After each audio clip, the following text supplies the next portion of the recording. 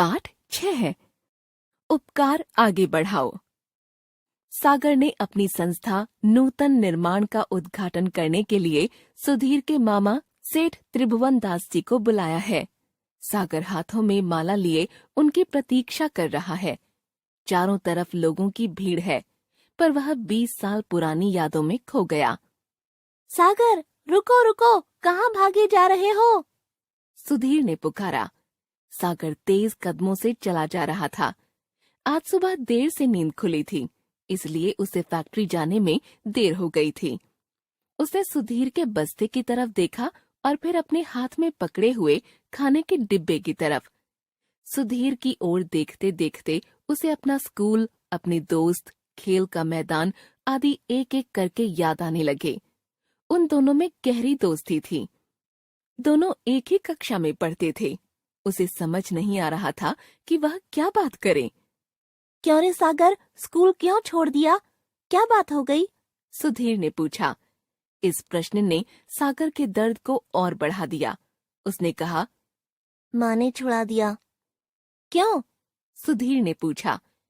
क्योंकि मुझे भी कुछ कमाना चाहिए, इसलिए स्कूल छोड़कर कारखाने में लगवा दिया। बहुत गलत किया। पिताजी कहते हैं बच्चों को इस उम्र में केवल पढ़ना चाहिए। बात बिल्कुल सच है। उसे भी स्कूल जाना अच्छा लगता था, पर क्या करे। दोनों बच्चे चलते चलते एक चौराहे पर पहुंच गए थे। यहाँ से एक रास्ता स्कूल की ओर जाता था और दूसरा फैक्ट्री की तरफ। दोनों बच्चों ने अपनी अपनी राह ली।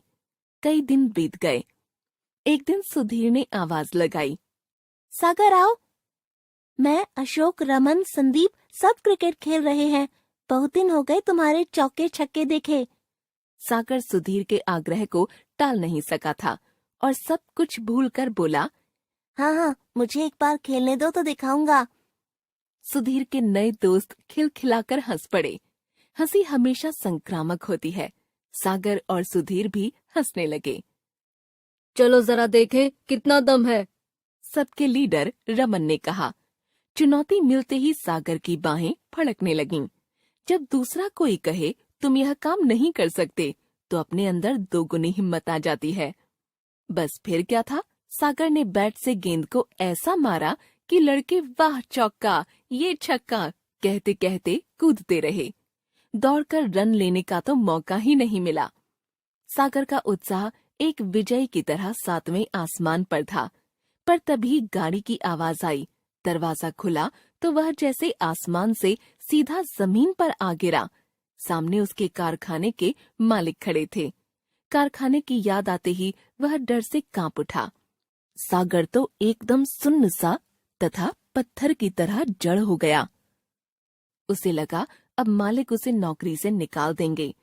आंखों के आगे अंधेरा छाने लगा। एक पल में उसे बीमार बापू और लाचार माँ याद आ गई। वह रोता रोता मालिक के पैरों में गिर गया। मालिक, आज के बाद गलती नहीं होगी। पुराने दोस्त मिल गए थे, इसलिए खेल का लालच नहीं छोड़ पाया। आज के बाद। और सागर सिसकियां भरने लगा। सागर, ये मेरे मामा हैं। इन्होंने ही मुझे तुम्हें रोकने को कहा था। ये तुम्हारा खेल देखना चाहते थे। झकझोरते हुए सुधीर ने कहा। और तब किस्मत ने पलटी खाई। उसकी शिक्षा दीक्षा का भार मामा जी ने ऐसा उठाया कि उसे सफल व्यक्ति बना दिया। उसके कानों में मामा जी के शब्द आज भी गूंज रहे थे। किसी जरूरतमंद की सहायता कर उसे आगे बढ़ाओ। सागर को आगे बढ़ाओ का मंत्र हाथ लग गया था। आज वह भी लाखों मजबूर बच्चों की सहायता कर रहा था।